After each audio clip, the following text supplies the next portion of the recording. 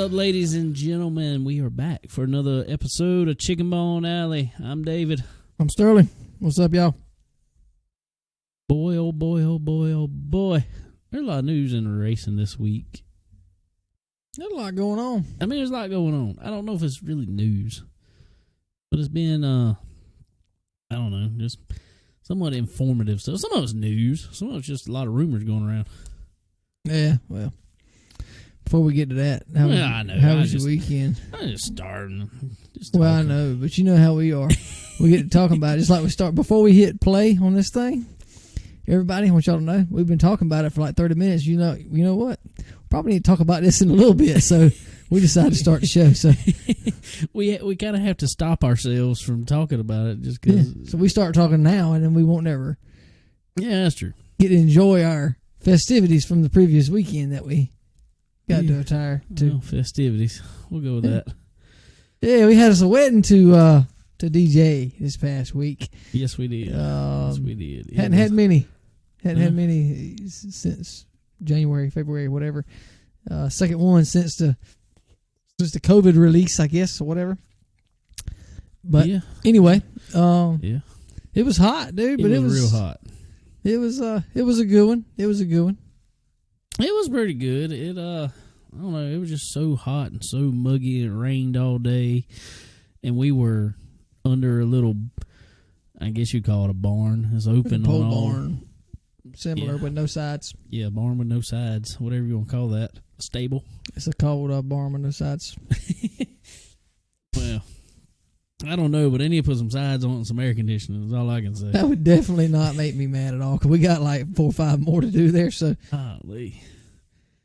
And I'm not, no offense to anybody out there, but why in the world would you plan a outdoor wedding in the hottest day? I'm pretty sure they looked up and said, all right, what is the average hottest day of the year? All right, it's August, whatever. August. Let's do it that day. Okay, August 15th. Let's have it then. I mean, good Lord, people. I think they plan their weddings. I think they plan them in like January, February, and they're sitting outside on their patio with their fire, and they're planning all this, and they're like, we need to have it when it's warm. chilly, so it needs to be warmer.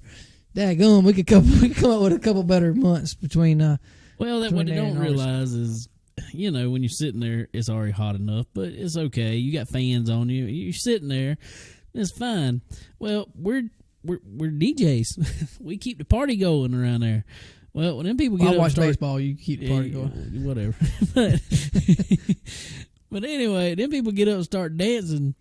And there were some girls out there that looked like they just jumped out of the shower or jumped out of the pond that was about, 100 foot on the other side of us. I definitely seen some dress sweat. There was some dress sweat going on. There was some dress sweat, I promise you.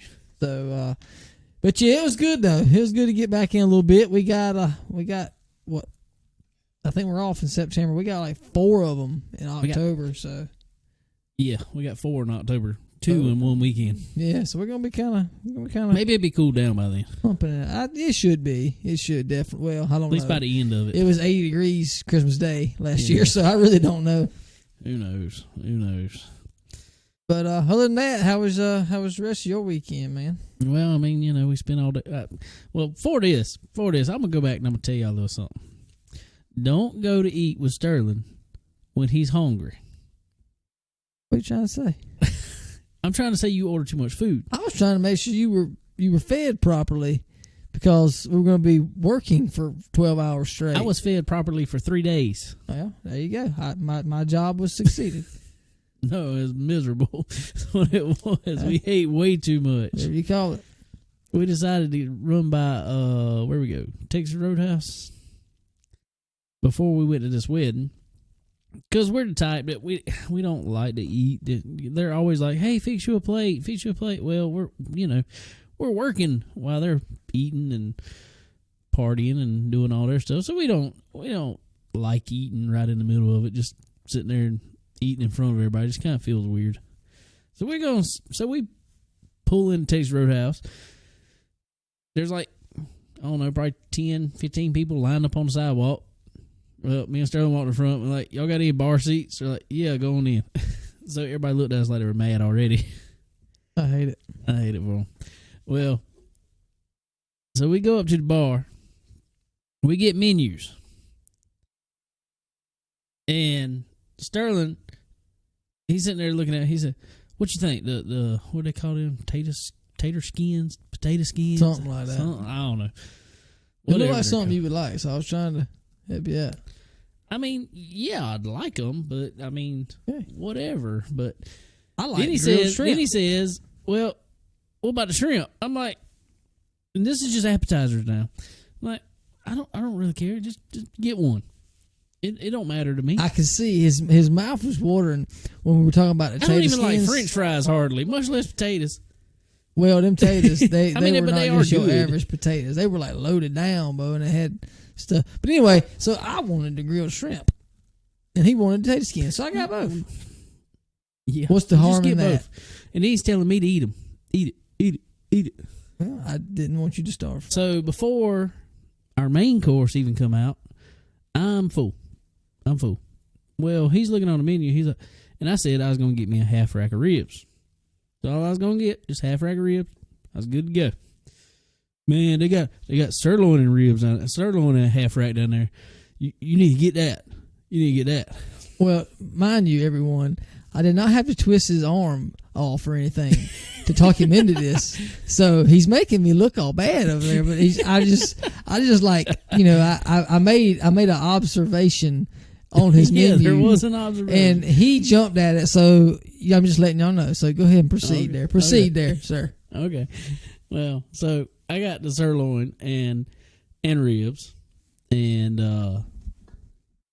I was full, very full. Yeah. Very full. I didn't really. Yeah. Problem was I was still full from the night before. Also. Yeah, that was a lot of food too. Tubbs is awesome. Anybody around here go to Tubbs Seafood? Get you to catch it today or the whatever in the world. They got all kind of stuff as jam up. What kind of fish they have this past week? Pompeo. I don't even know what it was called. What was it called? Pompano. Thought it was a seed, but I don't know. Not poppies. Anyway, supposedly it's some type of local fish in the Florida community. Yeah, they're like, it's local. Okay, Florida. It's catch it today. It's we not just local. Flew that something going right up here real quick on my yacht. But anyway, apparently so. I don't know, but it was good. It was jam. I got it grilled. It was awesome. So I think David got some kind of fettuccine alfredo or something. I did not. It's basically seafood macaroni. Okay, fettuccine Alfredo, and like shrimp fettuccine alfredo. Shrimp, yeah. Macaroni, whatever. They just call it. It's different. But anyway. And then he's like, and then this was his fault. This is his fault. He said, our waitress, bartender over there, we always sit at the bar, but the bartender, she asked, "Y'all want to eat dessert or anything?" And I'm like, "No, I'm stuffed." And then she's like, "We got key lime pie." So I was like, "Yeah, bring me a piece of key lime pie." Let me back this up 1 second. I never order dessert unless they have key lime pie, no matter where I go. Okay. So, and you eat the key lime pie. That means if they have key lime pie, then that means it's meant to be for me to get dessert. A lot of places don't have key lime pie. Well, just so happened they had key lime pie. And just so happened I was full as hell. So, I wanted to eat the best part, which I think we all know the best part of any type pie is the crust. I'm pretty sure everybody agrees on that. So when I got my pie, I ate the ass in out of it and I gave the rest to David. He's like, "Here, eat it." No, you got to eat it. Can't leave it on the table. You got to eat it. And mind you, I didn't bring my knife out. I didn't force him. He just gladly took it. He finished it for me. So I appreciate that. That was very good. But at least I fed him well, so he can say whatever. But I don't know, but I thought it might have been something must have been kind of weird because the waitress brought us, bartender, she brought us 2 forks off the bat. Yeah, well, I think she might have thought that I was kind of full, so she didn't really think I was going to finish it. Pretty sure that's what it was. Pretty sure. Maybe so. I don't know. But anyway, it was good. Check them out. Tubbs Seafood here in Florence, South Carolina. Go check them out. Good stuff if you're nearby. Got good fresh seafood from Murrells Inlet area, from Florida community. So whichever wherever that community is on the South Carolina coast, wherever they're catching fish, that's where they're getting it from. So, but anyway, it was good, and but yeah, so we were good, and We were getting stuff. We didn't really have any problem. We were full all weekend long. We didn't really have any problem being hungry. So we did that. Got home late Saturday night, about 12 o'clock or so, and we were supposed to go Sunday morning or Sunday mid morning, after morning, whatever. Yeah, and pick up what we're going to talk about in a little while. But David's race car, he decided to purchase. So he said, all right, it's going to be about 10 o'clock, whatever. Okay, good. So I got home, got me a shower. Of course, what do I do when I get a shower? I get wide awake. So I lay there till about 2:30. And you was even home alone all weekend. I was home alone. I was laying there, couldn't go to sleep. So by the time I go to sleep, before I know it, somebody's calling me. At like 7:45, 8 o'clock. No, I was thinking it was 8, a little bit after 8. Okay, it was like 8:02. Okay. And he's talking about, hey, Bo, we got to go. No. He just showed up. What? God, dog. I was like, all right. And he said, well, we're about to leave the house. God, dog.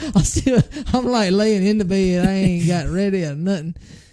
Anyway, so we head out to Tabor City to pick up a race car. Well, then speaking of eating, we wasn't supposed to be to Tabor City till about 12 o'clock. So I called Sterling because my dad, he was up, rearing, ready to go, apparently. You know, he tells me I shouldn't buy a race car, and then he's like, oh, let's go get the car. So, you know, one of those deals. But then he calls me last night and tells me where another one is. So, oh, my God. But anyway, yeah, it's there already. But anyways, I tell Sterling, I'm like, hey, you want to meet us for breakfast? You didn't have to get up. You didn't have to get up. I gave you an option. He twisted my arm. Yeah, twisted it real hard. I didn't want to feel like I was just neglecting them, so I had to go. You know. So we went to race The car Awful driver's Waffle. fine dining of the Awful Waffle. Yeah. And I was full again. Tell you what, that's the cleanest Waffle House I've ever seen. Yeah. Obviously, they are cracking down on the COVID stuff and making them clean up. That's you know, that is not a bad thing out of it. I can No, promise that's you that. definitely the best thing I've seen about the plus. COVID deal is the Awful Waffle is clean. I promise you it is. They can't cook a waffle for nothing. They No, burn they up burn like up four of too. them. Yeah. I'm sitting over there. I'm like, something smells like it is on fire. And I'm looking over at the little waffle makers, and they are smoking over there. I'm like, oh, yeah, somebody has forgot the waffles. Yeah, they definitely did. They Dude went straight pulls to them out, trash. and they were black. He threw them in the trash. So, but, yeah, so we head on to Tabor City, and I went and picked up a little street stock, I guess you'd say. It, old Monte Carlo street stock. It's not quite race ready. It's ugly as sin right now. Pretty ugly. It's ugly. It's ugly. I ain't gonna lie. Pretty It ugly. even says Mr. Ugly on the back of it. Yeah, it's like riveted on the back. It ain't Yeah. even straight. No. Like, what? Well, I think that was the point. Dude said that, I don't know. He said somebody made him mad. And he told him he was gonna make it as ugly as he could. I'm sorry, and I'm but pretty sure he succeeded. I'm sorry for anybody out there. But I ain't doing that in my car because somebody says I saw pictures of it when it was white. They look good. It was a good looking car. I was like, good Lord. Beyond the paint is not a bad looking car. I mean, it's beat up. It's street stock. That's just what it is. Yeah, I mean it ain't straight by no means. No, But it's a car. It's a race car. It's a race car. I got some extra door skins and stuff with it, and we're gonna paint her up and Put some Chicken Bone Alley sponsors on it. Put a few little things on it. Drop the motor and transmission back in it, and throw some Chicken Bone Alley some SRI stickers logos on there, and some SRI logos, and some Stock Car Steel logos, and some Power Machine Fabrication logos. Because Power Machine Fabrication might not know it yet, but I got a couple transmissions, need some ears welded up on them. And that sounds like a good trade-off for me. We might can work something out. As long as you don't put 600 horsepower to them and break them off again. I'm not going to do that. I'm not going to do that. I can promise you, not with those. So yeah. So follow. I'm gonna keep posting some updates on the car and stuff on our page. I know a bunch of y'all saw it already. It's a picture of the old ugly things on there now. So a bunch of y'all saw it, liked it. So y'all, we'll post some pictures and follow along with the progress. I'm hoping. My plan is to get it ready to run some next year. That's my plan.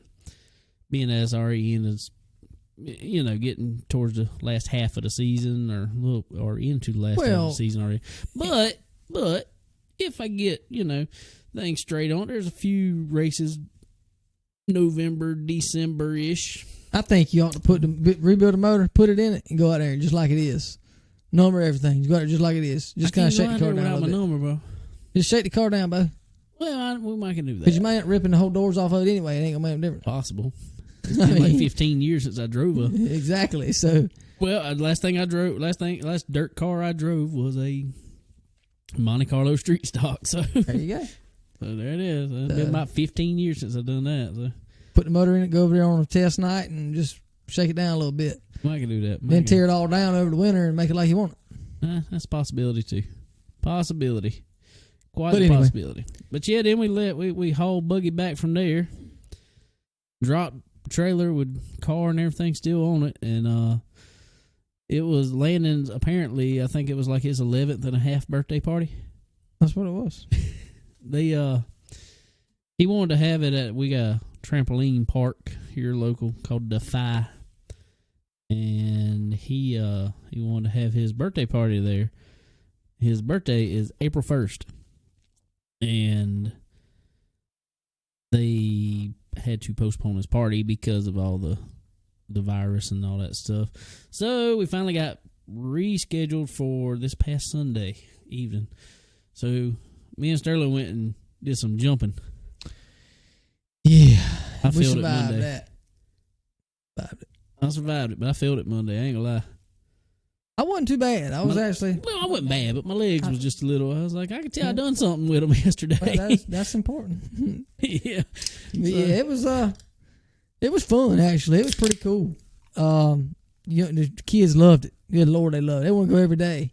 Oh yeah. And it's really not bad. It's like, I don't know, $15 something an hour, I think. Just to walk in there and do it, I think. It ain't. It's not bad, but gives time for the kids to run around a little bit, get some energy out. So it's pretty cool. They sleep good afterwards. That's a good thing. Yeah, absolutely. Especially when they spend the whole weekend at the beach and then come home and do that. So they slept good. So your kids go to the private school over here. Y'all had orientation after that Monday? We had that Monday. So I had to stay home with them Monday because that was it. The little after school day was closed. But my little girl, she's starting 3K, which is so she has not been going to this school yet, Florence Christian. So little boy Cole, he's starting 5K. He was there last year in 4K. But so anyway, so they both going to the same school now. They're excited. I'm glad to finally get them back in school, actual school, because my wife and I are not the best teachers by no means. And we had to do that for the last half of the year, this previous year. So I think Cole's probably a little, which probably all of them are. They're probably a little off from where they should be starting 5K and starting whatever grade they're going to. But I'm glad they're getting back. Started Tuesday, was their first day, so they enjoy it. They love it. Cole's getting ready for football. He's all excited. Blakely's had a first dance class tonight, and from the pictures I've seen, the videos, she's not too into it. She's not too into dance. I think she wants to do maybe gymnastics, maybe, or football. I think she likes jumping around. Yeah, I don't think the ballet is her deal. You got to be too still and do things correctly for that. Yeah, she is not correct by any stretch of the imagination. Nah, she's a little extra for that. She'll be up here just a little while and all of a sudden come flying up the steps. Oh, yes. Wide open, running to us. Oh, but anyway, hey. Well, my kids ain't starting for a little while still. They got a couple of weeks. September 8th, but Landon, my oldest one, he is not going back to actual school as of now, because our public schools here, in my opinion, it's just me, I know they trying to protect everybody and all this different stuff, but they're doing this crazy A-day, B-day schedule, so they wouldn't be there but half the time anyway. And the other half, they would do stuff on the computer, but they said it wouldn't be nothing but homework. And they're not going to let them out of the classroom all day long. They have to be in their seat pretty much all day long. They can't have recess. They can't do anything. They're putting little dividers up between them. all this stuff. And I told him it sounded a little more like prison than what I wanted to send him to. So, well, hopefully after the first half of the school year, yeah, all that'll die down. And, if that's get back to normal a little bit. But it's good to have them around kids. I think, in my opinion, it's good to have them around and being face to face, learning better that way. But hard to do that when you don't trust the surroundings. But hopefully, all that'll get squared away. I hope soon. I hope so. Jackson's going he's going to do the little A-Day, B-Day schedule, and he was going. He wasn't going, but from like my youngest, he's autistic, and he's in a program with our school district here. But he was going from like 7:30 to only 10:30. Well, now he's doing the A-Day, B-Day schedule also, so he'll be going a few days a week.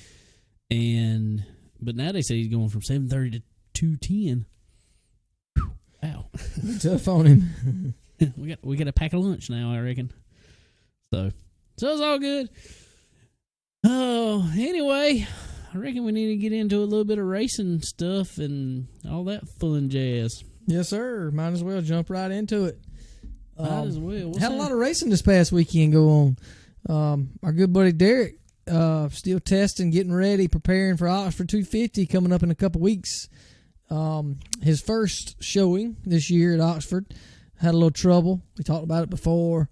Tire issues, height issues. So they got a lot of that worked out. So they were a little bit better prepared for this past week, and they had a good showing. Definitely so. He went out there, set fast time in practice. Won his heat race, all that jazz. He led some laps. I know he did. Led a whole lot of laps. I think they have an invert. I can't remember what place he started, but it wasn't awful. I think by lap, what did I say it was, 60-something? It was a 150-lap race. By lap 60-something, he was in the lead. Derek's good at biding his time and saving his stuff for the end. And he come up there and led quite a few laps. And his stuff went away a little bit, but he still ended up finishing third. Yeah, he's going to be strong. So that's a ton of progress from their last showing there. Oh, absolutely. For sure. So they're going to be ready for 2 weeks. They're going to have some stiff competition for sure. Always is at Oxford. There's going to be a pile of race cars there. But that 250 laps, that extra 100 laps coming up in a couple weeks, I think is going to help him a lot. That's where from hearing him and seeing him talk and all, definitely the longer races help him progress. It seems like a lot. Yeah, they definitely do. Like I said, he's good at saving his stuff and all that. So I talked to him a little bit. They got their rear end issues worked out. They've had rear end issues the last 2 times they've been out with the car, with the late model, and so I think they look like they got that worked out. And got a pretty good setup in the car. I mean, obviously it can get just a little better, tweak on a little bit, but they were still real close. Oh, absolutely. Yeah, he'll be there for sure. He'll be ready. And speaking of Derek, Norman been running the ARCA car. ARCA was a Daytona Road Course this past week. That was exciting, man. I'm telling you what, fighting the rain and running in the rain. And it was something. Okay. This is my biggest thing about the ARCA race that I have yet to figure out about any of the rest of the NASCAR stuff. You know, we were all told, or basically under the assumption, we've always watched that road course being run at night on 24 hours Daytona. And there's never much light in the infield. They use the headlights on the cars. That's kind of how they run. So we were basically under the assumption they couldn't run at night at Daytona because there wasn't enough light in the infield. Well, you know, I know they got the what they call it, the Busch Clash or whatever it is. It's scheduled to run on like a Tuesday night next year. So I knew they were going to have something in order to get lights. But seeing now, they already had lights the whole time, obviously. Yeah. And I'm assuming that like the Rolex 24 is set up sports car deal. Right. So you know that's they're supposed to run lights. That's kind of that. Obviously, it's set up that way. They don't turn the lights on for that reason. They kind of make it that aspect. Well, and if you think of it, I guess so. We've been there before and seen them run around the track, and I just never thought of it.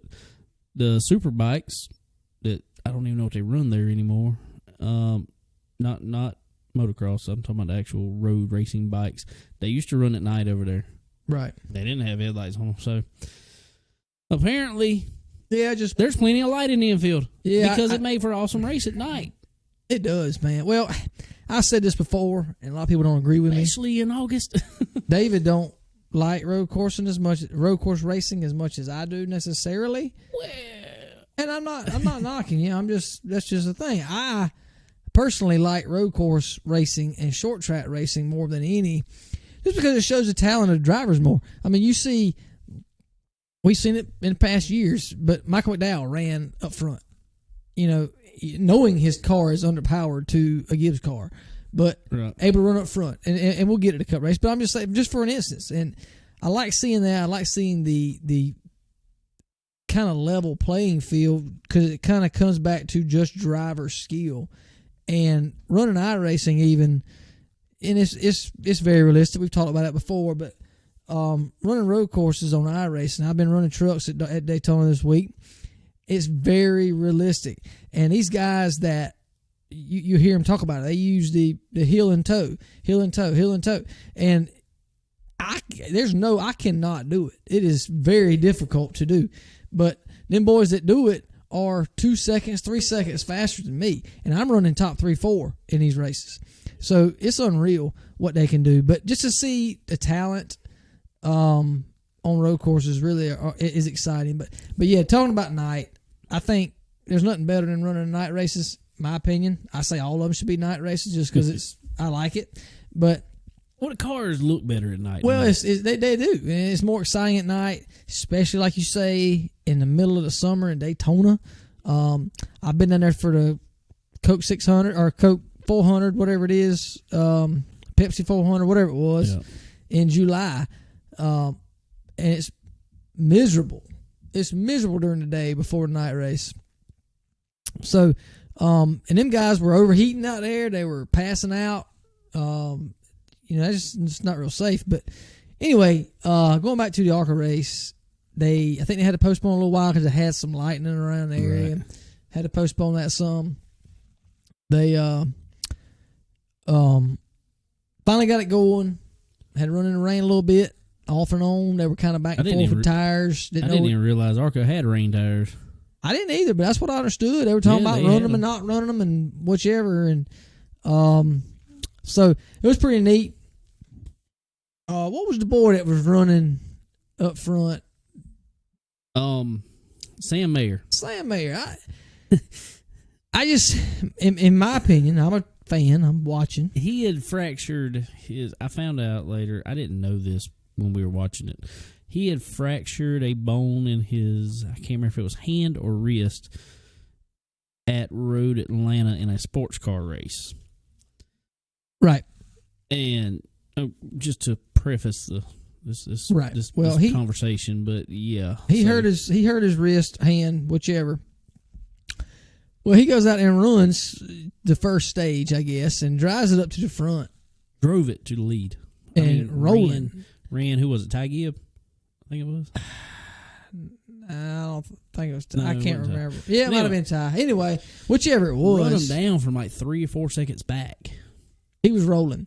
And come in the first stage, he got out of a race car. Yeah. And just my opinion, man, I think it's kind of gotten wimpy. I mean, if I'm not mistaken, Dale Earnhardt Sr.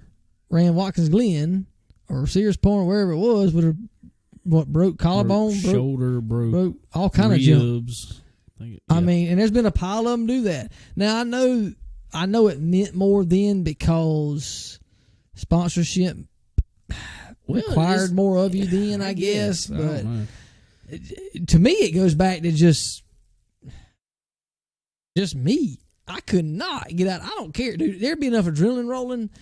I just stayed in that race car. Well, that's what he said. I mean, he said, when he come in and adrenaline slowed down and it just started hurting too bad. I'm like, dude, don't get me wrong. I know you're on a road course. I know you're shifting out there with that hand and all that crap and whatever. But I remember I was younger. Well, I was about his age, honestly, because that boy's young too. I broke my collarbone in a go-kart in practice one morning in Carnesville, Georgia. I've come back out, ran another round of practice. I ran qualifying, I ran a heat race, and I run the main. Finished 4th in it. Granted, yes, well, actually, by the time I'm done it, it's probably just as much driving as he did, or would have done. But still, it's just and I hate to say it like this, but it's almost a pride thing at that point. You know, I just want to get out of the car. I don't want to get out of my car. Exactly. If I'm running in the back and I just can't get over that pain, I'm running in the back and I'm, it's whatever. Okay. All right. But if I'm running well enough to drive this thing to the front, yeah, I'm going to stay in that car. I can figure it out. I'm going to figure out a way. I'll shift with my daggum foot. I don't know. I'll figure out something. My thing is the brace that he had on. Shoot, I'm like, you could take your daggum hand and strap it to the right to the thing. Just, you drive one-handed anyway, pretty much. With them cars now. I mean, I don't know. But anyway, I don't know. I ain't bashing the boy. It's just my opinion. That's what I would have done. But, I mean, to me, it's a disservice to his team. Well, we just talked about last week. 9-year-old, wasn't it? Yeah.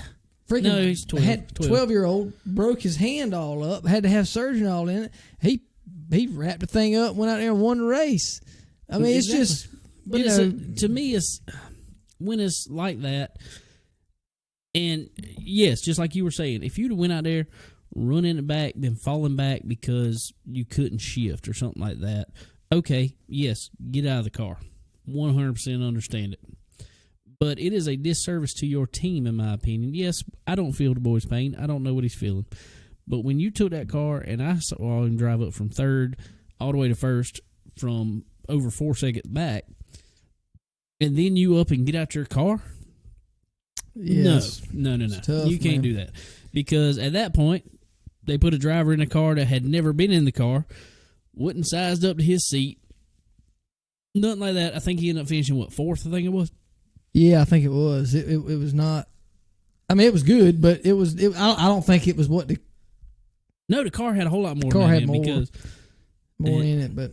And I don't know. I mean, to me, that is a disservice to your team, because if they made that car good enough that you, with a hurt hand, could drive it to 1st, but yet you still get out of it, that's I don't know. That don't sit right with me. No, not me either. But all in all, honestly, in my opinion, going over the whole weekend of all the racing that was going on, given the circumstances that they run in rain a good bit, whatever, them boys actually kind of performed better, in my opinion, than the rest of the team, or the trucks, Xfinity, Cup, all them boys. Well, and I wondered almost if that was a product of ending up racing at night when it was cooler outside. It may have been. It may have definitely helped, but I think the rain helped some too, because everybody naturally backed up the corner some. That they were easier on throttle and off throttle, whatever. You can make passing zones at that point. Right. So, like we've always said, slower is better racing, and that was, I think, my opinion, that was kind of a good example of that. But it was a good example. But I will say, to the opposite point of that, slower typically is better, or when you have to get on the brakes a lot is better. I almost thought throughout the weekend, what I saw of it, there would have been a better and longer and more of a passing zone, especially in turn 1, had that little kink they put it in the front stretch not been there. Now, they've been running way too fast. I understand that. Well, in my opinion, and running on iRacing, I know, you can't run through that last little kink, 13, 14. You cannot run through that too wide. No. Can't do it. No. So if they would have made it to where it was passable, right, and allowed the downshifting, the braking zone, to allow too wide passing zone, okay, I see that. That's great. But you got to go back single file through there. And so you basically killed 2 passing zones at that point. Right. So I think they need to kind of adjust that a little bit, in my opinion. Make it a little. I'm not saying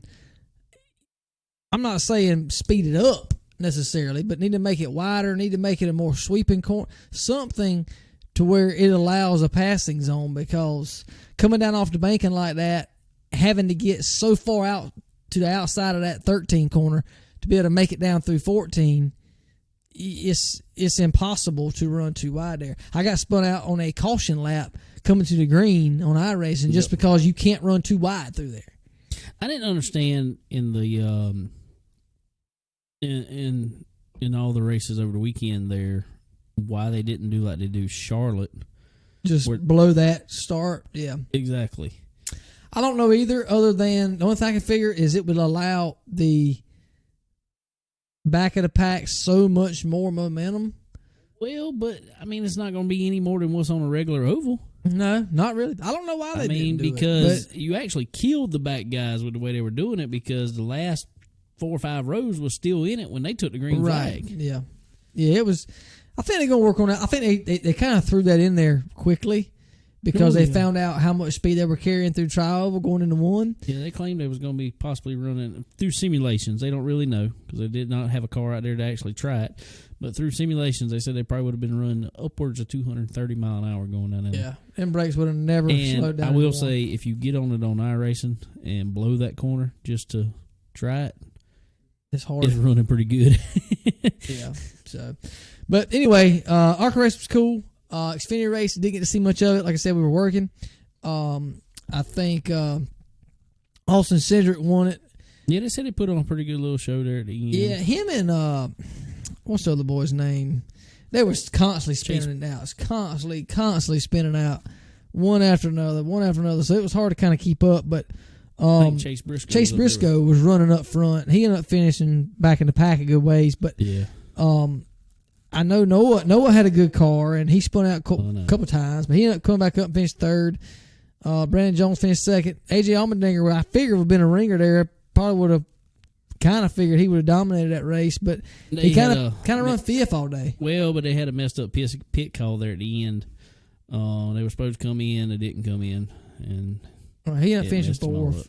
Oh, Andy Lally, which is but another. Him and did you see what happened with him with Allmendinger and Allgaier? No, there at the end. Well, Allmendinger, oh God, I gotta get these A names right now. Got in there under Allgaier and spun him out. I mean, it was an accident, but he spun him out. He just went in there too hot, spun him out. Allgaier was not happy about it, and I don't blame him. But I mean, God, Allgaier cannot catch a break this year.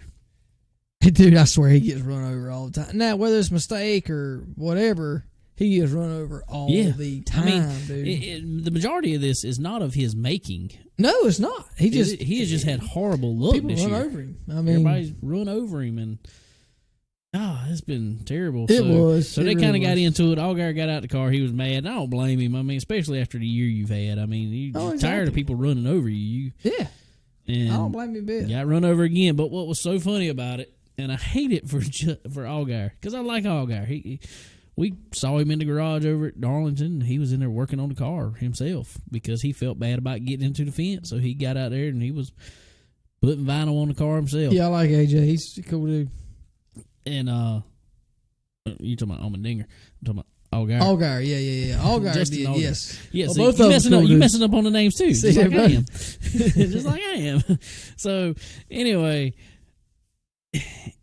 he's got to get a little more aggressive, but man, he's just having some bad luck, and he's just. But it was AJ when Allgaier come up to Allmendinger, when Justin come up to AJ on pit road, AJ just kind of was slowly taking off his stuff. He never really would even look at him, and Justin's yelling at him, and he's just like, "Sorry, man, I messed up." Pulling gloves off, pulling helmet off.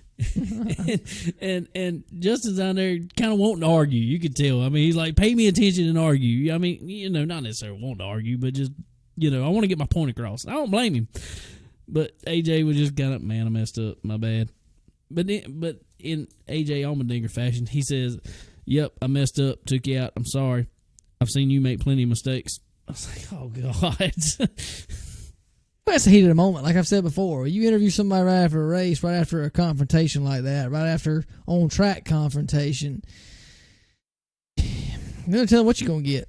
Because your adrenaline rush is coming down, you're aggravated, you're hot. There's a lot of things there that you might say things or do things that you typically in 30 minutes wouldn't want to do or regret. But anyway, kind of going back to what I was saying about the road course racing, kind of leveling out the playing field, and he runs good every road course they go to, and I really like it because he needs a good shot. But Jeremy Clemens finished sixth.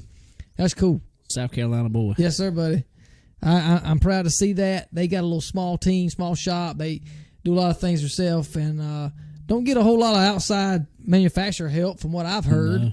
No, really but they do well what they got, and to be able to come there and outrun a lot of these boys with all this big money equipment, that was really cool. So glad to see him finish sixth. Like I say, Andy Lally finished fifth, which is that's Canadian old. Yeah, but I mean, he come in there road course ringer, but I mean, you don't see the road course ringers like you used to. I guess. Well, I don't think they can kind of sponsor wise. That's what I was fixing to say. Sponsor wise, they can't do like it they now. used to. But Andy Lally run a small team car. Yeah, and like I said, finished fifth with it. So I really, really like that. I like seeing the difference. Tommy Joe Martin finished 13th. I mean, really, Josh Bilecki finished 12th. Billy Curry 14th. I mean, so it's really cool seeing those guys that, again, they don't push their limits. They back their corners up a little bit. They save their stuff throughout the race. That's right. And they're there at the end. So that's really cool for sure. But anyway, that was a cool race. Really good Saturday. The trucks were Sunday morning leading up to the Cup race. Then they got delayed a little bit for Thunder or Lightning or whatever it was. Again. They kind of fought that all weekend. They fought it. I think they fought it every weekend this year. Pretty sure they have. Yeah. They have had difficulties for sure with that. But they said it was hot down there Sunday. Well, again, running in the middle of the day, what the world kind of down there. Don't make a whole lot of sense. But they did, and yes, people were passing out in the race car. I think Ty Majeski, yeah, I mean, he spun it out. From what I heard, he spun it out. Listen to on the radio some of it, but he spun it out, and supposedly the car was fine. They thought he had stalled it out.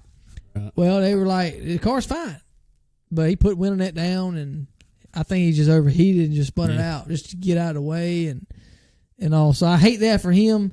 They said there was a few more after the race. I heard there was for what, and it may have been Ty, it may have been somebody else. I'm not sure, but I heard that their cold air blower, helmet blower, was blowing hot air on somebody, and it was unbearable. And it may have been Ty. I don't know who. I didn't catch that, but dude, if you getting 90 degree air blowing on your helmet, there ain't no way you could do it. Most likely it's more than that even. Not when the inside temperature truck cars and trucks typically 130 to 150 in them trucks now, especially down there as hot as it was. I'm betting it was close to 150 in some of them cars. Especially if you get close to the floorboard. That's the funny thing with them temperature reading things. They always show you up by the driver, up by the shoulder level or so of the driver. No, put that thing down to the floorboard. Put it on the bottom of that seat. The bottom of that seat would be 175 degrees. Right. I mean, that floorboard is insanely hot. Yeah, it's terrible. I sometimes don't know how they do it. I really wish, and it's a product of the way they've got these cars and trucks now sealed off to the ground, as they call it. And they just get zero airflow under them to cool it off at all. So I wish, I don't know what the necessary fix is for it, but they need to get these, especially in situations like that, they need to get a lot better ventilation on these drivers. Yeah, I mean, back in the day, of course, them old guys, they didn't have helmet coolers and all that. But There was a whole lot more air coming in the side of the cars. Coming inside from the floorboards. From there was holes down there. It had 6 inches of ground clearance, so it was getting plenty of air up under the car to cool that up under there. So there was a lot of things there that made that difference. Now, it was still hot by all means. I know it. Had to be, but yeah, they got to do something to make sure them boys stay cool. 150 degrees for 3 hours, 4 hours is I know tough. A few years ago they put out a mandate on I don't remember if it was cup cars or if it was just all across the board, that there had to be so many blowers on the driver with hoses coming to them. Well, the problem is they didn't necessarily say that they had to work. So they were taping them off and cutting off the blowers to them for better performance out of the, for more aerodynamics out of it. So they got to get that under control, because I hate to see a race come down to, somebody running decent and they just can't stay in the vehicle anymore and literally pass out from heat exhaustion. And, somebody, God forbid, somebody have a heat stroke out there because it's as hot as it was in Daytona. That's is a real possibility. Oh, absolutely. For sure. But anyway, couldn't watch much of the truck race, but from what I understood, it was a good one. Didn't see the very end of it. I don't even know who won the race. I really do not know. God, but I had it and I just lost it. Zane Smith? Was Zane Smith? Might have been Zane. I'm not sure. Trying to find it right quick.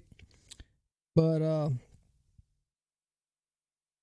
I do know from what I saw, from what I heard of it, same kind of deal. It was just a constant back and forth, wrecking, people turning each other, people spinning it out themselves.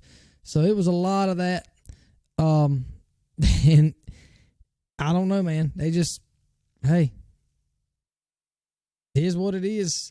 No, Sheldon Creed. I'm sorry. Sheldon Creed. Okay, Sheldon Creed won. That was one of them cool. S words. Well, hey, like I say, but yeah, I think that was like his second win, I think, ever. So yeah, it was pretty cool. To be able to go do it at the road course is really cool, man. Like I say, that's a lot of talent. It shows a lot of talent. Well, Rafael Lassard finished third. We saw him in Lake Mall at Myrtle Beach. At Myrtle Beach. We'll get into Myrtle Beach here in a little while. That was cool. So hats off to them guys to make it for that race. That was good. Sheldon did a good job. I do remember that now. I listened to it some.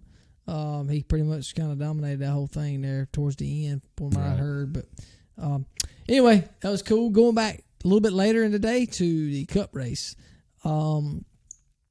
The new era road course regular in the Cup Series. He has won 3 in a row now, Cup road course races. Mr. Chase Elliott. He kind of took over Tony's spot when Tony kind of had that name there. Yeah. Tony and Jeff Gordon, or either Mark Martin when he did the 3-peat at Watkins Glen. Yeah, them boys. I tell you what, Chase, and he even said, he said, I'm not a road course guy.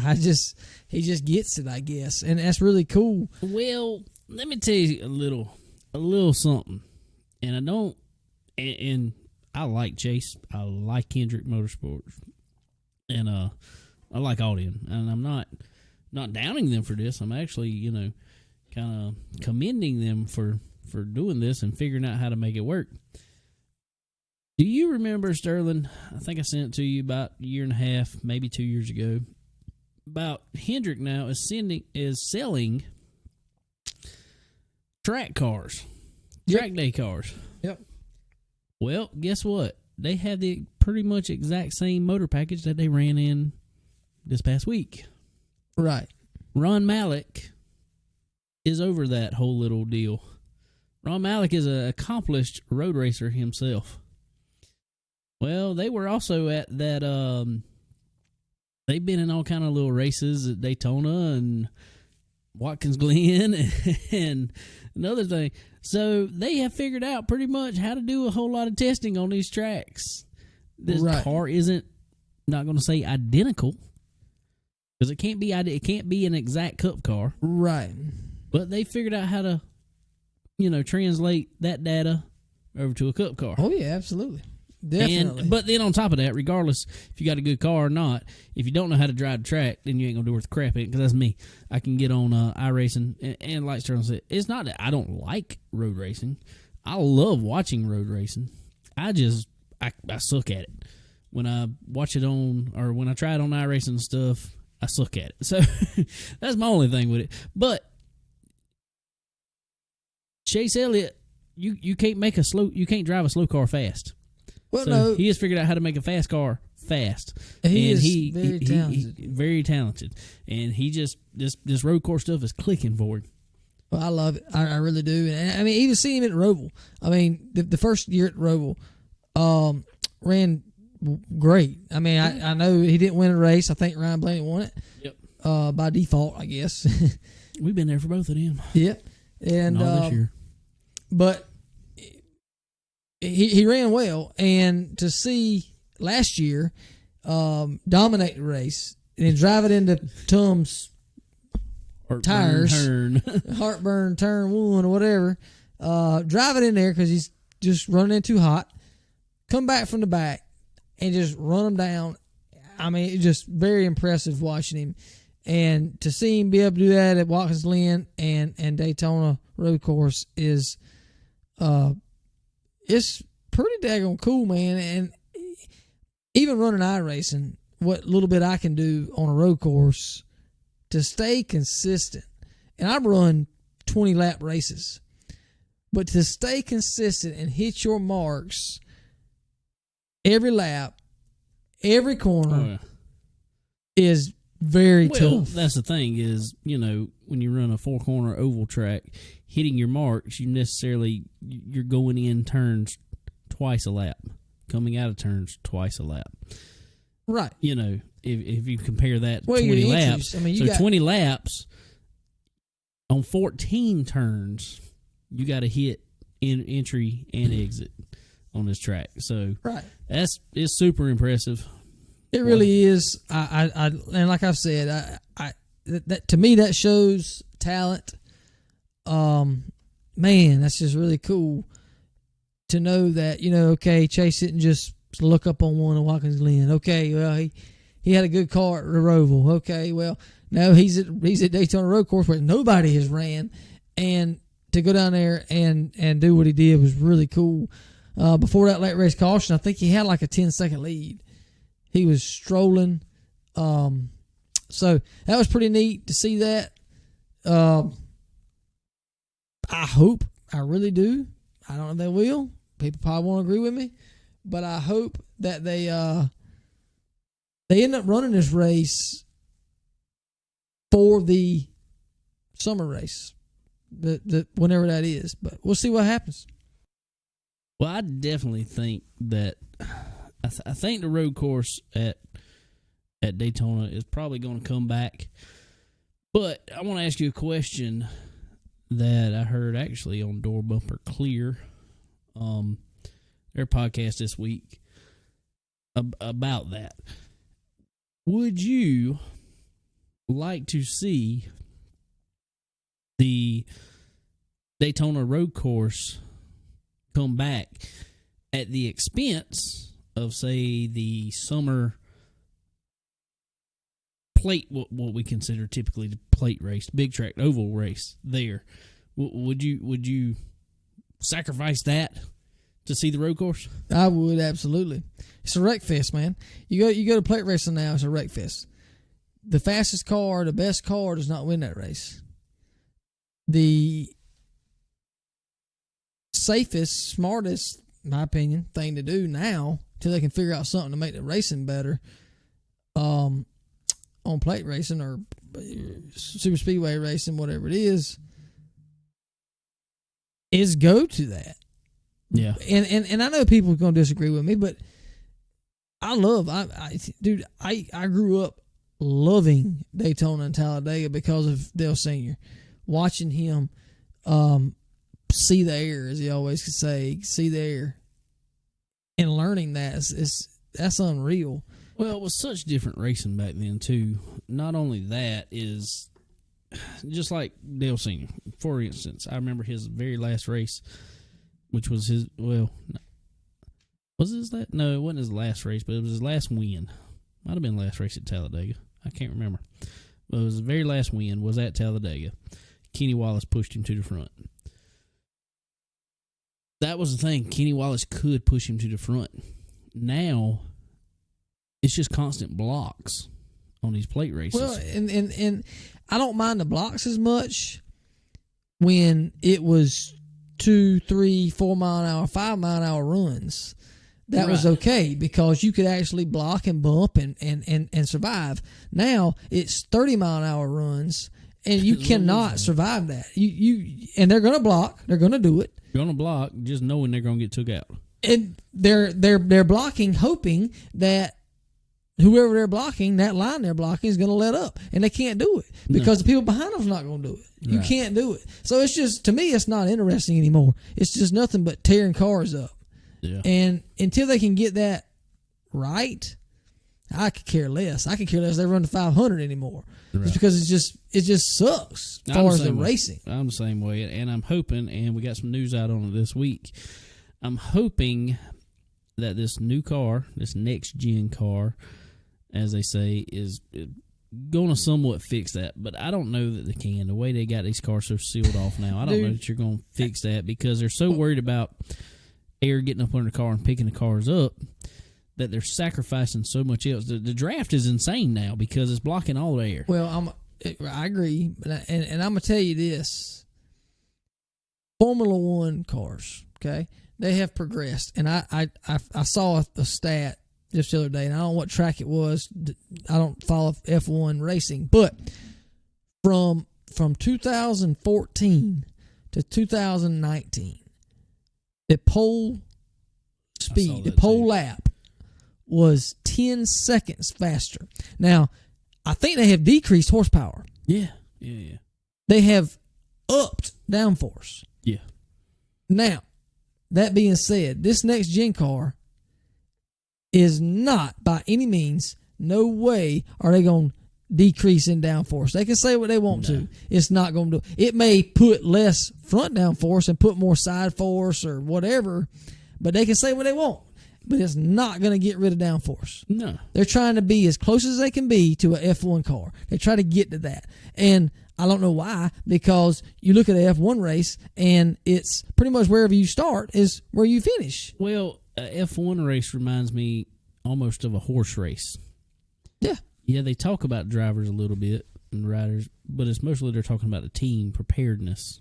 That's all it is. And just like a horse race, you talk about the horse that they're riding. That's all it is. I mean, and I think that's what, much as I hate to say it, that is the way that NASCAR's going. They say they're trying to get more. They're listening to the fans. They're not listening to the fans. They're not.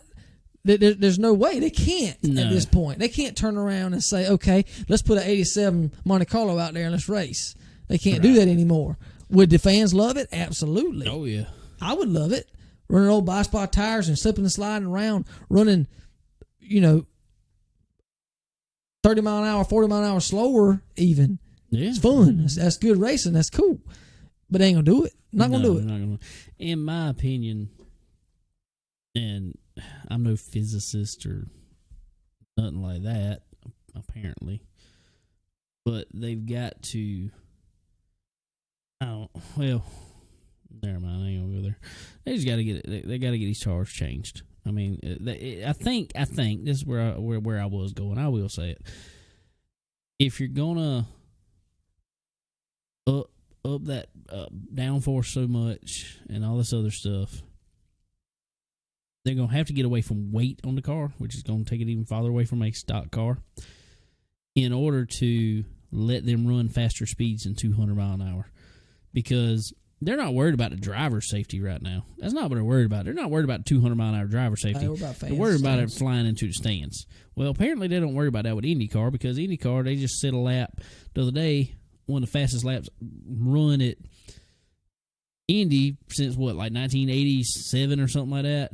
Right, 230 mile an hour. And, that's unreal. So that means they're probably running close to 250 down the straightaway. dude, I don't know. And that's my thing is, you can't tell me that car is any safer than a Cup car. No. Oh, no. Definitely not. I don't think. But I don't know. There's going to be a lot to see there. There's going to be a lot of kind of what ifs and unknowns and whatevers. But your question was, would I rather see the Daytona Road Course for the second race of the year in Daytona? Yes, I would. And I think I'm not by myself. I think there's going to be a lot of people that's going to end up liking that. And especially a night race in the summer and Daytona Road Course would be freaking awesome, man. I love it. I love the idea of it. Let's break it up a little bit. I mean, okay, run the 500. Don't get rid of that. Whatever. It is what it is. Wreckfest, it is what it is. Go for it. Don't change they're that. Never gonna get rid of the 500. No, I don't blame them for doing that. But Charlotte, first race of the year, 600. That's great. Don't get rid of it. Roval, second stage, second part of the year. It's great. Texas, they got a road course. Run it second part of the year. There's a lot of these tracks California that can accommodate. I'm fine with California just running because the other racing sucks at California. Well, it's got to where it has. And I mean, that's what I'm saying, dude. It's not at tracks. There's been some great racing at California over the years, but it's the car that is provided now. And I don't think this next gen car is going to be any better as far as racing on the track. It maybe I'm wrong, but we'll see what happens. But I'm all for switching up, putting some more road courses in there, putting some more short tracks in there, running weekday races, all that stuff. That's for another day. But yeah, split it up, man. If you go to Las Vegas in March and it's a boring ass race, guess what's going to happen when you go to Las Vegas in August or whenever? What's going to happen? Yeah, it's going to be a boring race. That's what you get. That's what you get when you. I mean, so switch it up a little bit. I agree, 100%. And I know we could probably sit here and talk about this all day, as it appears we almost have. Jesus, yeah. One more little thing about Cup racing before we get off that topic. Well, a couple more little things actually. Did you see Jimmy Johnson's throwback scheme for this year? I did. It's freaking sweet. I like it. That is one of the best throwback schemes I've ever seen. That's the 3-7 times. It actually means something to me. Top of the car, hood, roof, back of the car is the is Richard Petty's paint scheme from back in the day, and the nose and the sides and the rear is Dale Senior's car, the old Goodwrench car. So it's pretty neat. He's kind of throwing back to the other 7 times. There was a lot of attention to detail too, because if you look, the numbers that are on the roof of the car were done in the exact same font that Richard Petty done. Right. And the numbers on the side of the car are done in the same font that Dale Earnhardt's were done in. I did see that. I noticed that. That's really cool. And they even leaned them forward. Yep. Leaned them the right really, way. really cool. I really do like that car. And I think it means a lot to Jimmy. I think he kind of come up with that idea of that. So that's really cool. It's typical Jimmy Johnson. I mean, regardless of what you think of him out there, I think he's been an awesome champion for NASCAR. But he seems to be a very humble guy. And, it's his last year in Cup. He could easily go back and run his rookie paint scheme, as a lot of them have done, run their own stuff. But no, he wanted to pay homage to 2 other 7-time champions along, The only tie he has to, his tie to the car is the number on the car. So it's pretty cool to see him do that. Yeah, definitely. All right, one other thing I want to jump in on, I guess, kind of ties the Cup a little bit. There was a little interview this afternoon, or today, with Tony Stewart talking about, it was really talking about just the team outlook for next year. And they were kind of asking about Clint, kind of asking about Chase Briscoe, and she even threw in Kyle Larson's name in there. Well, basically, he said about Kyle Larson, this isn't quoting, this is just a gist of it, was that he's paid his dues. It's time for NASCAR to reinstate him. Blah, blah, blah. He should be he should be back in a Cup car. I think a lot of people are taking that and running with it as Tony wants him in a car. Yeah, I agree. I think he fits there. There are a lot of reasons why. Tony's sprint car background, allowing him to run sprint cars throughout the year, I think will be no issue. Oh yeah. I could easily see him fit there. Now, where the room is, I don't know. Like you say, Chase Briscoe, Ford is backing him heavily. Yep. He's not going anywhere. So he's going to have to stay up under that Stewart-Haas camp, I believe. Now, Kyle Larson, I don't know. I don't know what would happen. From what I understood, Kyle Larson did talk to NASCAR about being reinstated, and from what I understand, NASCAR says it has discussed with Larson about being reinstated and the procedures of doing so, but Larson has not been formally requested by NASCAR of what to do from that point. So I don't know. I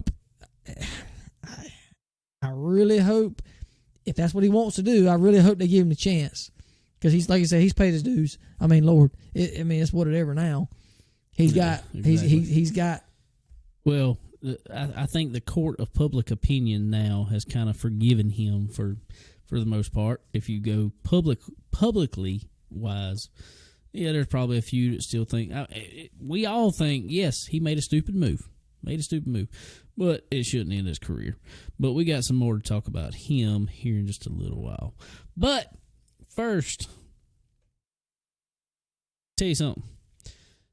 When I tell you about our folks here at SRI and Stock Car Steel, because when I put picture of my race car that I bought, I got a message right away. I didn't tell them about it first, whatever. But I got a message right away. Hey, what can we do? We want to get some decals on the car. That's what they're all about, man. All about helping out. Helping the racer out. Helping the racer. We're just regular old dude. David over here trying to get him a race car going. Him and his son going to race it some. And what do? It doesn't matter the scale. It don't matter where you're at. It doesn't matter if you're riding a four-wheeler or dirt bike or go-karts or super street or whatever you're running. Or stock V8. Stock V8 class on dirt over here at Lakeview. They're there to help you. And, any help he needs, they've already said, any help he needs with parts, matching up parts, getting parts coming his way, they've already said they're there to help get it coming. That's what's awesome about it, dude. What's really cool, and it's not just racing; they're out to help. Not just racers, but they are out to help racers. But thing we talked about last week, and this falls back in the industry, not just the racing itself, but it falls back throughout the industry. Bringing up welding students. And I know you know a good bit about that, Sterling. Oh, absolutely. Like I said last week, I spent 2 years in welding class in high school. Decided to do that versus going for a Spanish or whatever other language that I could decide not to do for sure. But anyway. It's hard enough for you to speak English. Exactly. So, yeah, man, they have one heck of a deal for any of these guys that want to take a career center class in high school to get introduced to welding, or if you're going to a technical college. A lot of these people going to technical colleges to try to learn a career or just learn a hobby, learn how to weld. SRI's got you hooked up, man. All these welding students out there, there's a whole bundle you can get from them. It's a heck of a deal. They got TIG welding gloves. They got MIG welding gloves. Flame resistant welding jackets. Blue one or a black one. Blue Demon auto darkening welding hood. And an 8-inch multi-purpose welding pliers. Like I say, you keep them in your back pocket. You use them all the time, no matter what kind of welding you're doing. But that whole package, $125. You can't beat that. I'm telling you, you cannot beat that. You know, I got welding helmets at the shop right now. Just $350, $400. That's a heck of a deal for all the Darton and welding shields. So, go check them out. Definitely get that. SRI 704-662-6982. Or if you happen to be in the Mooresville, North Carolina area, stop by and see them over there at 122 Knob Hill Road. They will hook you up big time. Also, little farther in it, what you guys is already in that welding industry and fab industry and everything else. They got a pretty big special going on. This is worth the price of admission right here. I'm going to tell you what. If you sign a 12-month lease for your gas cylinders there, this applies to all new customers, you get 6 months free. Can't beat that, man. No. I'm telling you. Not with a stick. So that's all. Anybody that in the area that needs, you need welding gases, acetylene torch gases, acetylene, oxygen, whatever you might need. Definitely go check them out. They can hook you up, and getting 6 months free. Can't beat it. No, can't beat that. Also, I don't know if they're doing it with gases yet. I would assume so. I hadn't asked them, honestly. But SRI in that Mooresville, Charlotte, all that area up that way, Concord, that area, they delivered all these shops up there. So that don't even just apply to race shops. That applies to anything in that area. Any kind of fab shop you got up there. Go check them out. They get you all your welding set up that you need. Get your rigs rolling. And a little more on the performance side. You Ford guys out there. D3 cylinder heads right now. They got them for $1,650 plus tax and freight. That is saving. Now you can save $200 per head with the purchase of 4 or more. These are for all your 5.0 and 5.8 performance blocks. Dude, these things are machined to the T. And got everything you need on them. Raised intake and exhaust ports. It's the preferred choice for NASCAR engine builders from these guys. So I mean, what else can you ask for? I'm telling you, man. All you engine builders out there, you need it. All you Ford engine builders. Buy you up some, put them on the shelf. You're gonna need them. You're gonna need them. So y'all check them out. Also, as always, check out Stock Car Steel. You know, got any? I'm learning more and more about all the little things you need. You know, you're gonna need some of that. You're gonna need some Stock Car Steel. It's been a few years since I messed with a race car, actual race car. We messed with go-karts for a long time, so coming up looking at the stuff I'm gonna need, need for a race car, I'm gonna need a little bit from them. I done told them I'm making an order, and on top of that, if you're ordering from SRI Performance or Stock Car Steel, be sure to use our promo code. It is CBONE10. That is C as in chicken. BONE 10. Get yourself 10% off. You can't. You can't beat that. So you get a little deal on your parts. Get a little deal on your steel. Get a little deal on all your building materials that you're gonna need. Your welding supplies, everything. And so use our promo code. That's again CBONE10. CBONE 10, and get yourself 10% off. Absolutely, man.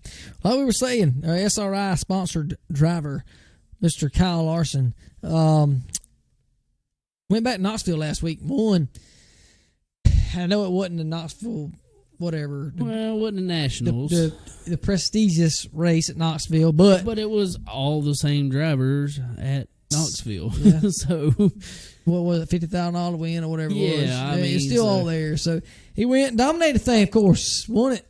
No surprise. But Tell you what, man, he keeps on. I think his finishing average over, I think it was 47 races was like 3.4 or something. So he's still unbelievable. He's really won over is. 30 races since he's left NASCAR. Yeah, unreal. Won over 30 races. Unreal, absolutely ridiculous. But so that's really cool, and to see something else that he's got working on, kind of a little insight in it, and you know, hadn't seen him on track yet, but it's coming. Kyle Larson was seen at Cherokee Speedway this past week, getting ready to climb in a Super Late model. Ready to see that, a Longhorn of that. I Yes, really sir. thought he would be in a Team Zero car. Figured he would be in a Blues car, but I guess Well, there's a lot of stuff going on over there this year. Yeah, there's a lot I guess going just on. wasn't time for it. We'll see what happens with him. But his test got rained out, from what I understand. But he is, I mean, it's legit. He is lined up to run a actual race. That's what I was fixing to say, because he had number 6 on the side of the car, which I think was team number. But his name was already over the door. Right. So I know I think they're selling T-shirts or orders for T-shirts. Somebody leaked the design, the T-shirt design coming out. That's old Rumley and them over there, and he works for Bill Steen, right? Shocks, and so they got Bill Steen shocks on it, and got them sponsoring it. And I'm very, very, very excited to see. I don't know for sure, set in stone, where he's going to run. But I hope he gets some good testing in, gets kind of used to the car, and can go out there and put on a show, man. I'd love to see it. I swear I would. I'm ready to see it. I think he's going to have a learning curve, but I think it's going to be a very small one, honestly. Yeah, I don't think it'll take him long. I mean, I know those cars drive totally different. You know, we see Donnie Schatz run his sprint car, and he's dominant, unbelievably great in a sprint car. He's got his own super late model he runs when he can. And he runs mid-pack. He runs pretty decent here and there. But, you know, is that because of the difference of the car, or is that because of the car? You know, you don't really know that. But seeing what he's going to be in and the equipment he's going to be in, his talent. It's top-of-the-line equipment, because, I mean, that's the same, pretty much the same cars that T-Mac's running this year. Right. And T-Mac has run real good this year. Really good. Speaking of T-Mac, he started 20th in the North-South 100, Florence, Kentucky, this past weekend. Our good buddy Chris Ferguson, I think, virtue of passing points and finishes and heat races and whatever, he ended up starting pole, I think, again. Yep. Started last year on pole, and he performed very well. I think he finished fourth. Yep. So that was really cool. But old T-Mac come from 20th, which is very impressive to be able to do in one of these races, to come up from 20th to take the lead with maybe 10 to go. Pass Jimmy Owens. You don't pass Jimmy Owens. Very hard to pass Jimmy Owens. So, especially in the closing laps. Yeah, he run him down and passed him and drove off from him. I think he had like a 2-second lead to win a race. And like I said, he might have passed him with 10 to go. It might have been less than that. But so that was impressive. Old T-Mac is, whatever, but they got that Longhorn figured out this year. He has definitely got it figured out this year. He's come on strong. They got that Longhorn figured out, in my opinion, better than Superman. Yeah, Jonathan Davenport. Yeah, definitely. So I guess they'll be working together some, but got that big invitational race coming up at Eldora soon. I don't think it's but 50-something laps, 60-something laps. So I don't know. I wish they would do it longer. I don't understand why it's shorter. I know. Races. I love seeing those 100-lap races. It's just like the stream. I know. I wish they'd run those 100-lap races. It gives time. Well, like we just saw, for Tim McCready to come up in 20th. Exactly. So you a better car, what it can do over a long run. And people aren't as quick to dive bomb like they were in the stream and stuff like that. Right. Kind of let the race progress some. So. Yeah. But anyway, so we'll kind of be looking for him for that. I know Chris Ferguson was invited to run that race at Eldora, so that's really cool. I know he'll perform well. He always does there, seems like. Runs good top 5, top 10 car. So hopefully he'll perform well. But I know we talked a little bit about Myrtle Beach earlier. Well, let me go back to the Invitational real quick. I put up a little post about it, guys. I want y'all to go on Facebook, I put it on Facebook. We might share it somewhere else too, but I want y'all to go on there and let's get together as a group. Let's go on there and we'll count up. They're having a fan vote, so y'all put on there who you think we should vote for on the fan vote, and let's get together as a group. There's quite a few people that's on our Facebook page that follows our Facebook page. If we can get all them together voting for one driver, that'd be a lot of votes. Absolutely. Get somebody in there good we want to see. I wanted Tyler Carpenter. I did. I like Tyler Carpenter. But Tyler Carpenter said he appreciated the appreciated the chance to be on the fan vote and everything, but he would not be able to make that race.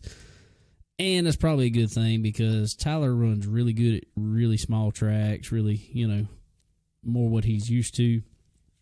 Eldor has not been kind to him the few times he's been there. Well, I mean, that's a tough competition there, man. I mean, you're going to have some tough competition for sure. So, and like you said before, he runs well at the small tracks.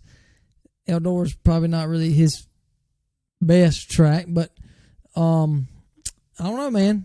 We'll see. We'll see who everybody wants to pick. See if we can't get them routed up in there and get them in there and get them in that invitation race. That'd be a good race. Hopefully so. Old Hudson O'Neill's in the fan vote thing. I kind of like Hudson. I do too, and he got that other ride for the rest of the year. Performed well at the North-South 100 from what I saw. Not sure where he finished, but I think it was top 10. It was pretty decent. But anyway, so a lot of stuff to come there. Speaking of super late models, the World of Outlaw series is coming to Lancaster Motor Speedway September the 5th. Only about an hour and a half down the road from us. Yeah, not too far. So if you're in the Charlotte area, Lancaster is right around the corner from me, not too far at all. So definitely check them out. They have a good crowd over there. They always do. And old Fergie runs Jam Up in the Lancaster area. I hadn't looked to see if he's running this race yet, but let's hope he does. I hope he is. That's one of his better tracks there in Cherokee. So I'd like to see him run well there. I may just try to venture out to that one. Hey, if we can try to get there, we definitely will. But so we'll see what happens. But anyway, talking about Myrtle Beach, their last race period ever been running for since 1958? 53? 53, somewhere in there. Long time ago. Long time ago. Last race was this past weekend. We could not make it. Like I said, we had a wedding to DJ, but wanted to go, couldn't make it. But from what I saw pictures, they had a good turnout over there. Really good turnout. They had was it Charger class? I want to say they had over 30 entries in that class. Wow. And that's what sucks is because if they'd been having 30 some entries for last couple of years now, they probably wouldn't be closing it. Well, I can go back to promotion wise, and they promoted this race a lot. Yeah, I know. And so, and I don't know. I don't want to get into all the logistics of it because the actual promoter is the one that has bought the track over here at Florence Motor Speedway. And I think he's going to promote it well over there. I think he was held back from promoting it. Yeah, I think his hands were tied a little bit. I mean, tourist town, so it's hard to get something going down there. But anyway, like you said, they had a pile of cars for the Charger division. I think Bobby Tumbleson won. He won. I'm gonna tell you what. There was a little rumble at the end of it. If y'all, I know there's a pile of videos going around about it. Look up the fight down there from this past week, and it was a knockdown drag out. They had two whole teams fighting out there on pit road.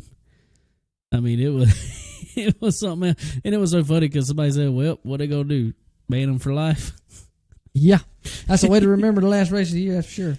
Yeah. So that was, it's typical around here, unfortunately, especially when you get that many cars on the track. Yeah, definitely. And supposedly somebody's drove in there and just took somebody out, which is typical. That's too. Typical. Yeah, absolutely. And so that was a little interesting. We'll see if it bleeds over anywhere else around here. Yeah. I'm hoping that a lot of these guys they travel down to Florence to I-95 Speedway, whatever. I hope they travel down here to keep that car count up, keep it going. I hope so. And I heard that our Myrtle Beach's all-time late model stock and this past week's winner, I heard he's going to start running at Florence. That's good. That'll definitely bring a lot of guys. But old Sam Yarborough, speaking of, Yep. Took the win, the final late model win in Myrtle Beach.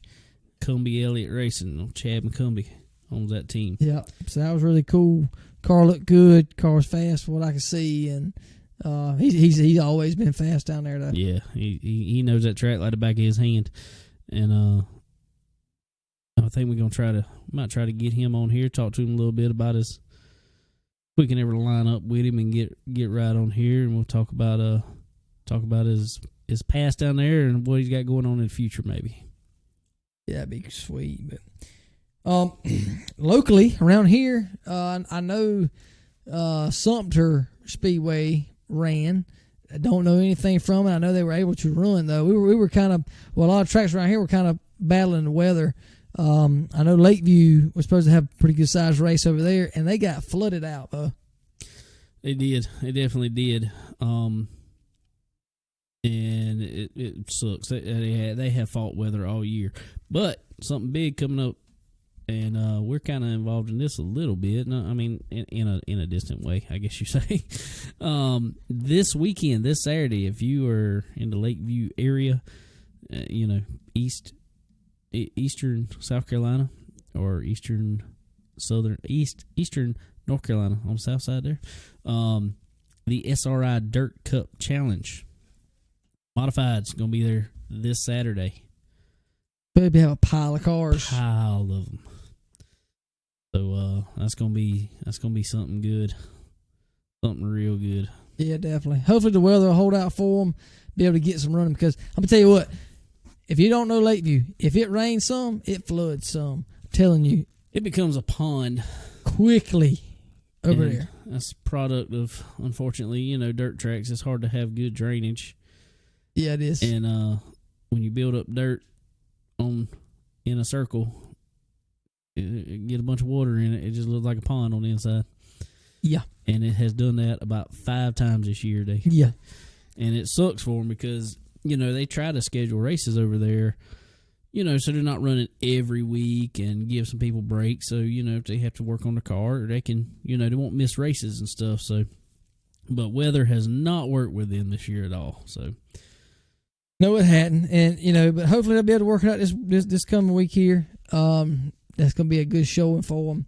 So we'll see what happens there. But lastly, and we're going to get out of here because we've been on here a while. The SRX series coming up next year. There is slowly bringing out drivers in it. Tony, of course, is going to be one. Tony Stewart. I think Paul Tracy and Tony Kanaan, they were one of the first ones. Bobby Labonte was last week or so. And now, I think, today they announced, Helio Castroneves. So it's kind of looking like it's an IndyCar deal. I don't know. I'm telling you, there's a lot of, other than Bobby Labonte, just Bobby Labonte. You can say Tony Stewart, but he was both too. But other than Bobby Labonte is all IndyCar guys so far. Yeah, we were kind of all hyped up on late model drivers and, dirt drivers and whatever. But it's been kind of looking like, which I know there's still 7 drivers to go, I believe. Is that what yeah. Something like that. I think there's 12 total, I think. But anyway, so we'll see what happens. But hopefully they'll get some more short track guys in there. I'm not talking jump about them. I'm really not. But man, everybody got in there is just they're retired. And I don't know if that's I don't know if that's what they're going for. And if that's the case, okay. But there's a lot of short track guys, retired short track guys, or retired late model drivers, whatever. Well, my thought about it was supposed to just be a champions thing. They were going off of the IROC model, essentially. And the IROC model, though, most of those guys were still racing. Oh, and yeah. I just don't understand not getting present champions in the short track world, not getting present champions in the, and they still may. But not you have nothing dirt other than Tony Stewart. You have nothing dirt related right now. Nah. present champions in the, I don't know, all over. Drag racing. Right. Why not put some of them in there? I know. Right. Because that's what it did in IROC, and they ran pretty good in it. Oh, yeah. So we'll see what happens. There's some more to come, so maybe they'll start venturing out a little bit and get some different guys in there. I hope so. And I'm wondering if guys are just scared to sign on because it's first year. That may very well be the case. I don't know. I don't either. What else we got? That's about all I know of. I don't know of anything. I think I've done talked about all racing that I know. I'm pretty sure you have. Pretty sure you have. I'm pretty sure you talked about it. I'm pretty sure I talked about it. And I'm pretty sure everybody's about tired of hearing us right now. Probably. Well, anyway. Guys, get out to if you can right now, make sure you get out to your local track this weekend, next weekend, whenever you can. Get out there, support them. Support all your local drivers. It's a tough time right now. It's a tough time for these tracks right now. These tracks aren't making any right now. They're pretty much, some of these that still can't have fans. They're struggling because every bit of entry fee goes to the driver's purse, pretty much. So get out and support them as much as you can. Also support our sponsors if you can. Support SRI Performance, Stock Car Steel, also Draco Springs. Check them all out. Give them a like on all their social media. Follow them. I know TikTok might be going away here soon. I don't know what it's doing, but if not, the team over there at SRI, they put up some pretty cool videos on TikTok. They're pretty funny. So y'all check all that out. Forward Bite, go get you some apparel from Forward Bite. Checkered, the race hub. I know we preach it every week, but guys, if you want to be on social media, I know some people get so tired of social media, but because they want to see racing and they want to see this, want to see that. But if you want to see everything about racing on your social media, you need to be on Checkered. Get on there, pay your subscription, because that paid subscription ends up going back to, it can go back to your local track that you support. So it is a free app, but there's a paid subscription, and I recommend everybody choose the paid subscription. It supports a whole lot of racers. So anyway, guys, I'm gonna get out of here. I'm gonna get off here and edit this, and I probably need to go work on a race car soon, but I probably ain't gonna do it tonight. So anyway, guys, I reckon I am out. Later.